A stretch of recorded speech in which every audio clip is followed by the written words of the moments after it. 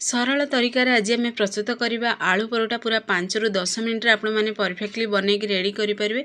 बहुत ही टेस्टी भी रहिबो, तो कम समय भी बनई पारे। तो फुल वीडियो को वाच करंतु। नमस्कार, जय जगन्नाथ में झिली कुकिंग को आपण मानक अनेक अनेक स्वागत। तो ये गोटे देखंतु मु नहीं गोटे गिना नहीं अटा नहीं गोटे गिना मैदा नहीं। आपण मैंने चाहिए केवल अटारे भी बनई पारे, केवल मैदारे भी बनई पारे। आम से स्वाद अनुसार दबा लुण अल्प टे रिफाइन तेल एड करवा, हाथ साहाय्य भलसे मिक्स करवा। तो आपण मैंने चाहिए रिफाइन तेल बदल में आपण मैंने घी भी एड करेंगे। अल्प अल्प से पानी एड करी जेमिति आपण मैंने रुटी डो प्रस्तुत कर प्रोसेस रे गोटे आम ये डो प्रस्तुत करवा। तो देखंतु यही प्रोसेस रे गोटे डो प्रस्तुत करदे। आपको आम कौन करवा ना पूरा अध घंटा पर्यंत टी आम रेस्ट रखीदे। भल से अटा पूरा चकुटी देछि, तो पूरा सॉफ्ट भी बनी। तो आपको अध घंटा रेस्ट पे रखीदे। से भितर आलूर आम गोटे स्टफिंग प्रस्तुत करवा। तो प्रथम गोटे करेई नवा, से अल्प टे रिफाइन तेल एड करवा, अल्प टे जीरा एड करवा, अदा रसुण पुणी कंचा लंकार मु छेचा दूची। तो देखिए अदा रसुण कंचा लंका छेचिकी एड करेंगे ना, तार फ्लेवर बहुत बढ़िया पूरा आसो। आपण मैंने चाहिए ये पियाज भी एड करेंगे, छोट छोट पीसेस रे कटिंग करी रसुण पुणी कंचा लंका को भी एड करेंगे। किंतु मु अदा रसुण छेचा एड कर पियाज को स्किप कर देछि। पुणी से हलदी गुंड गोटे चामच, लंका गुंड गोटे चामच, गरम मसला दबा गोटे चामच, पुणी स्वाद अनुसार दबा लुण। जदि आलू रे आपण मैंने लुण देकी चकुटी थे ताहले ये लुण को स्किप करेंगे। जेहेतु मो आलू रे लुण टोटाल भी एड करनी, तो मसला मुझे आलू अनुसार लुण को एड कर देछि। तो एबे आम कौन करवा ना, से आलू को जो आम चकुटी रखी सीझा आलू को से एड करी आम भल से टिके मसला को जमी पूरा से आलू पूरा देखिए माने एब्जर्व कर मसला को, से भली प्रोसेस रे टिके भल से मिक्स करवा। तो देखंतु आलू मसला आमर बनिकी पूरा परफेक्टली पूरा रेडी हो सारी। बहुत बढ़िया तार फ्लेवर भी रही, बहुत बढ़िया स्मेल भी आसुची।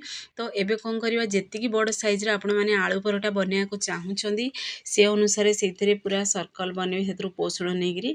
तो ये प्रोसेस रे आमे से आबे अल्प टिके से अटार कोटिंग दबा, कोटिंग देकी जेमिति आपण माने रुटी बेलुचंदी ना, सेम प्रोसेस रे आमे रुटी भली गोटे ये सर्कल बनैबा। तो देखंतु बनिकी आम रेडी भी हो सारानी। से आम पूरा सेंटर उपरे तार आलू चोकोटा को रखिबा। तो देखंतु यही प्रोसेस रे बनैबे ना, देखिए समस्ते पसंद करेंगे आउ परफेक्टली पूरा बनिबो।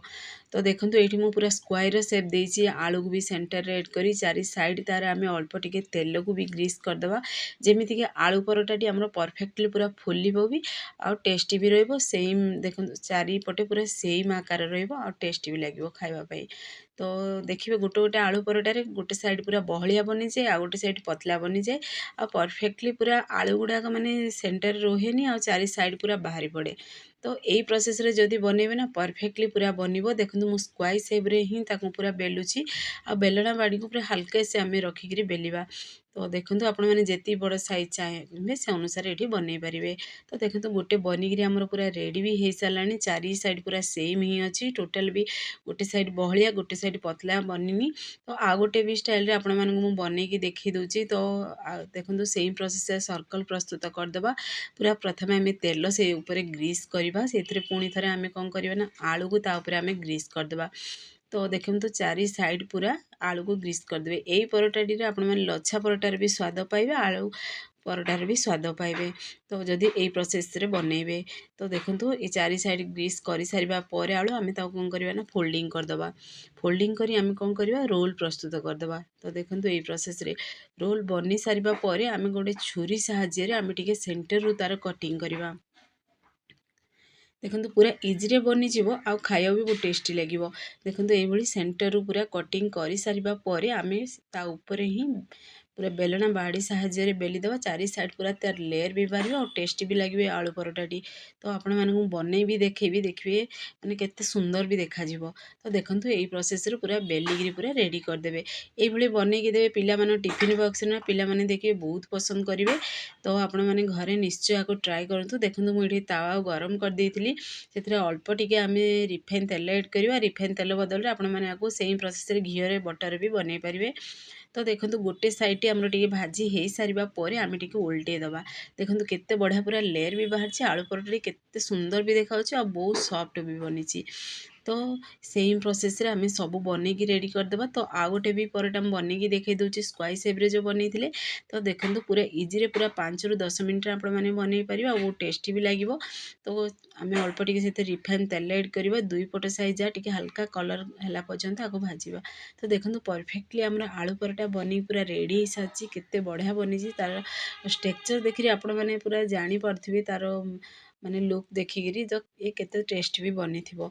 बहुत टेस्टी थिले। आपण माने आको दही सहित भी खाई परिबे, एमितिरे तरकारी सहित भी खाई परिबे। आमे अल्प टिके से ऊपर बटर भी ऐड करबा। तो फाइनली हमर आलू परोटा रेसिपी प्रस्तुत हो साची। तो आपण माने घरे आको निश्चय ट्राई करंतु। वीडियोटी जदि पसंद आस्थिबो ताले सांग मानको शेयर करंतु, लाइक करंतु। चैनल जदि नुआ अछंती चैनल को मोर सब्सक्राइब कर दियंतु, बेल आइकन क्लिक कर दियंतु। सब वीडियो नोटिफिकेशन प्रथमे आपण मानको पहुंचीबो।